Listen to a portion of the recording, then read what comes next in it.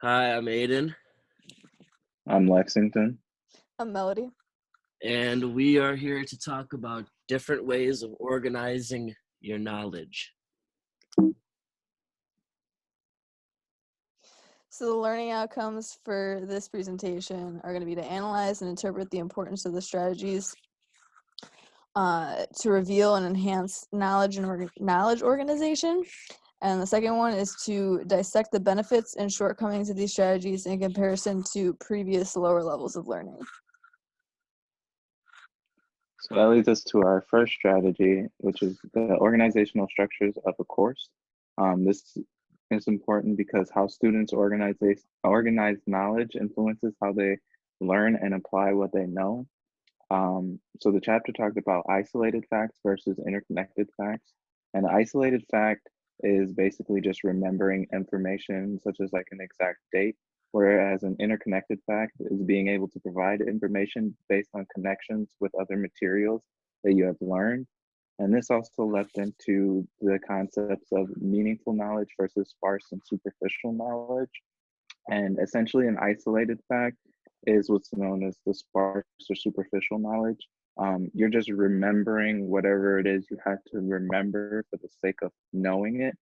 Um, and whereas meaningful knowledge, you may not be right about your answer, but you can draw on other information that you have learned to make a connection and make a quote unquote like educated guess about what it is that you need to answer.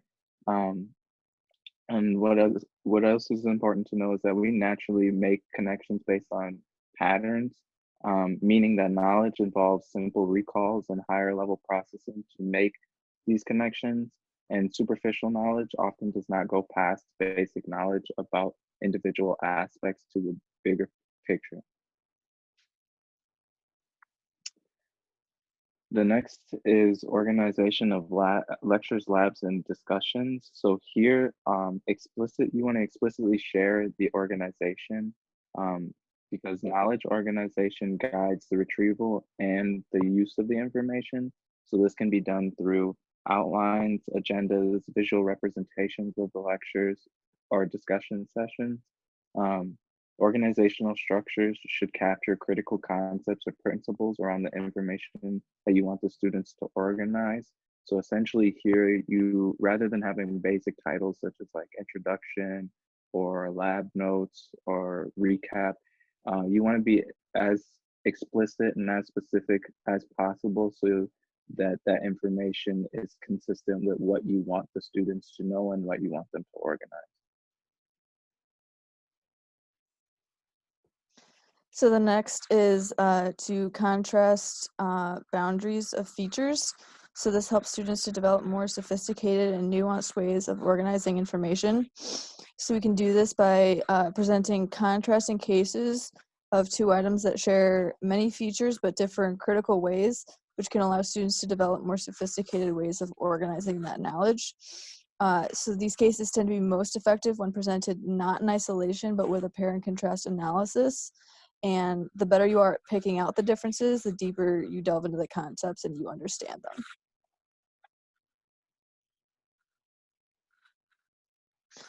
So another strategy is to focus on deep features. So we can do this by providing examples of problems that share deep features but differ superficially, or vice versa. So examples of problems that are superficially similar but operate on different structural principles. So like an example would be how the pentagram and Star of David are both like stars and religious symbols, but so they are similar superficially, but they differ in core values and principles.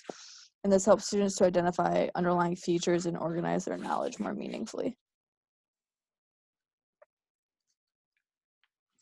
The next concept is being able to create connections among concepts.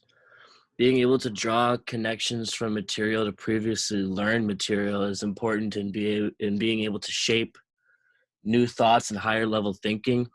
And the connections can be comparing or contrasting whether you have a very similar object, a rock and a pebble. It's differs in size, shark and a dolphin, some anatomy and the way they eat, but figuratively they look similar. So being able to create those connections to diversify.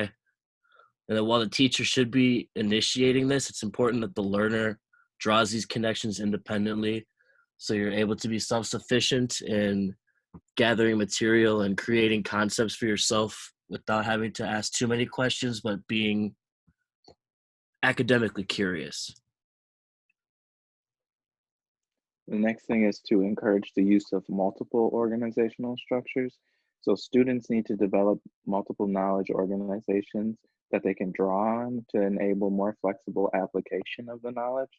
Some ways students can do this is a student could categorize a set of items into more than one organizational schema. So for example, they could classify plants on their evolutionary histories, and then after they've done that, they can go back and classify the plants based on their native habits. Another way students can do this is by developing concept maps. So a concept map allows you to see how much a student knows about a subject and how they organize it. This in turn can help the instructor organize the critical information in a better format when they're ready to present it. And to conclude, with these strategies in the slides above, many of them are offered in the same text that we have. In fact, all of them, it's where we got it. It's important to be able to learn how to use these different strategies because limiting yourself to one or two options may take you longer to complete your task, or you may not be able to understand the concept as thoroughly as you'd wish or the instructor would wish. Being able to diversify how you use these strategies in different learning scenarios will be able to give you better concepts, being able to get to that higher level of cognition and get those steps necessary to be able to learn as efficiently and as correctly as possible. Thank you. Thank you. Thanks.